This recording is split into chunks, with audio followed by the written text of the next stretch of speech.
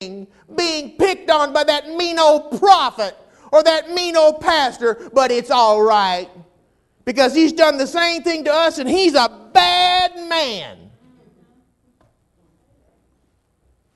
Would you like to know something? There are few things that anger God more than to have some well-meaning saints go and pat and sookie on and sympathize on someone who God just convicted his chosen servant to publicly rebuke or discipline. That is what God has instructed the prophet Samuel to do to King Saul. And so Samuel has done it, but everyone is now saying, oh, that mean old Samuel. How could he do that to such a terrible thing to our King Saul? And everyone was telling Saul how much they loved him and not to pay any attention to that mean old unkind prophet Samuel. And all this was even starting to get to Samuel now. And he was beginning to question God. Why did you tell me to do that? Now everyone's mad at me. And I'm just really beginning to feel bad about this whole thing. I mean, did we really need to be so rough on Saul? And folks, this has gone on down through sacred history. In the Old Testament and throughout the New Testament, Paul says in 1 Timothy 5, them that sin rebuke before all, that others also may fear. And again in 2 Timothy 4:2, he says, preach the word, be instant in season and out of season, reprove, rebuke, and exhort with all long suffering and discipline and doctrine. In Titus 1:13, he says, this witness is true, wherefore rebuke them sharply, that they may be sound in the faith. And in Titus 2:15, Paul says, these things speak and exhort and rebuke with all authority, and let no man despise thee.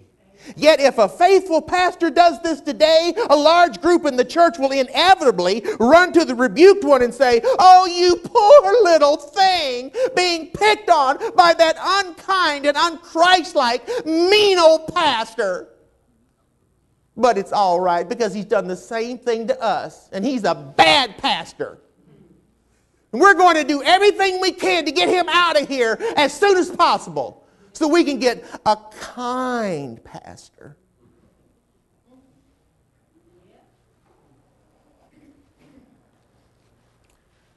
One of my favorite books is Patriarchs and Prophets.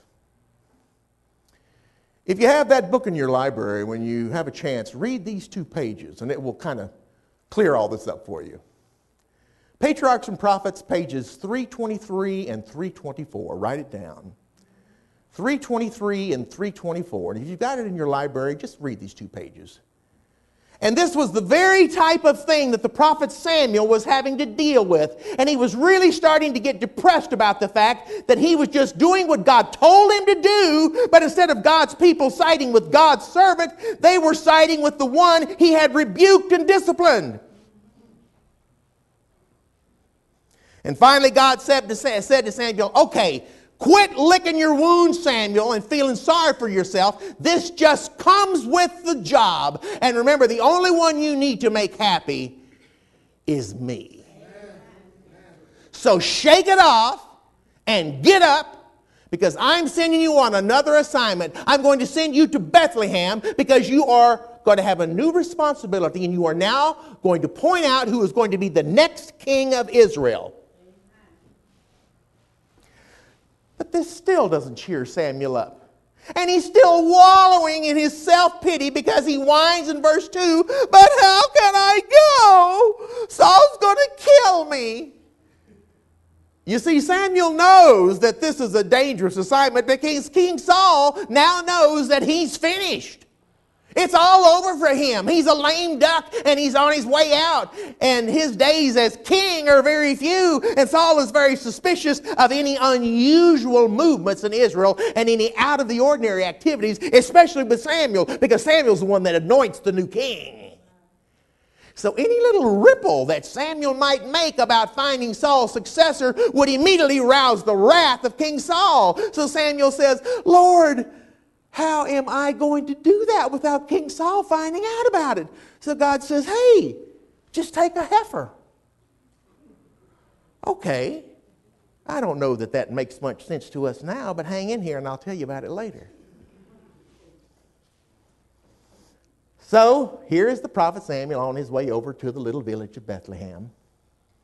And when he gets there, the Bible says in verse 4 that the elders of the town trembled. So they were scared when they saw him. Because you see, Samuel is not only the prophet, but he was the civil magistrate. In other words, Samuel was the Supreme Court judge of Israel. And sometimes he was also, listen to this, the executioner. Did you know that? You don't believe me?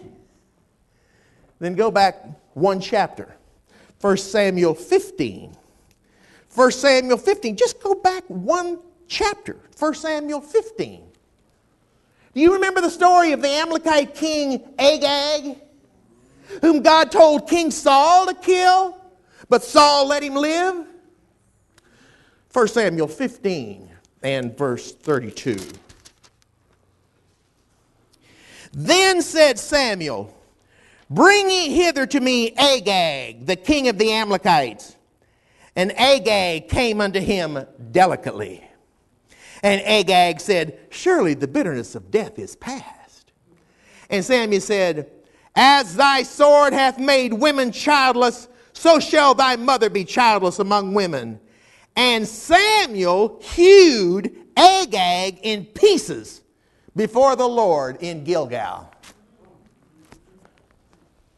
You getting a visual image of this? What did the prophet of God do? Took a sword and cut the guy up into little pieces. First he took his head off, then his arms, then his legs, and then he chopped him up into little pieces. And then some of you get upset because I raise my voice at you sometimes. Gee.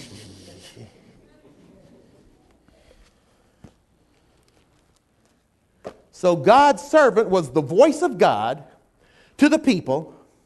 He was their judge, and sometimes he was their executioner. And this was often the case. Look at Elijah on Mount Carmel, who slew personally the prophets and priests of Baal, all 850 of them. No, Pastor John, I don't know anything. Oh, you don't? Okay.